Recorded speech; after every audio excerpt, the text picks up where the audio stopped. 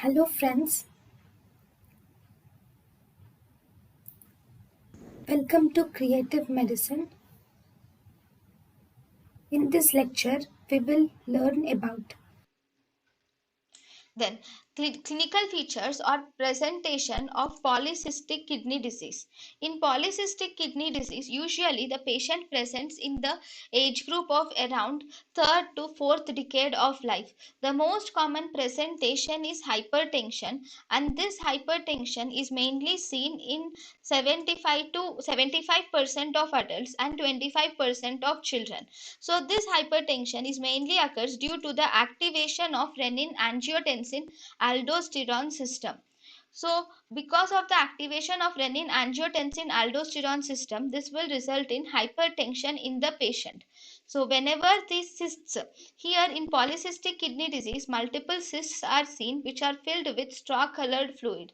If these cysts are either infected or due to obstruction, or if there is sudden bleeding or hemorrhage in the cysts, because of this pain can occur.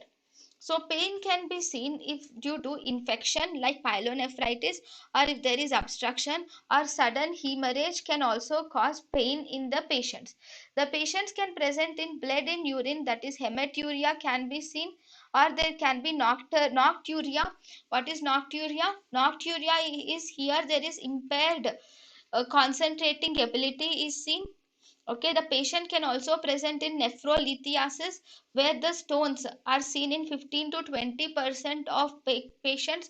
Slowly, progressively, there is renal function decline. In renal function will occur, leading to chronic renal failure.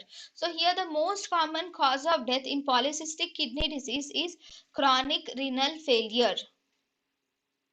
Then, in the polycystic kidney disease, there are extrarenal manifestations are also common. In these extrarenal manifestations, mainly the cysts are present. The cysts are present in the liver most commonly. They are present in the spleen, and also in the ovaries we see the cysts.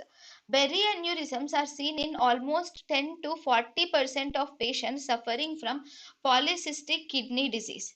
Colonic diverticulosis may be seen, and even mitral valve prolapse is also seen in these patients.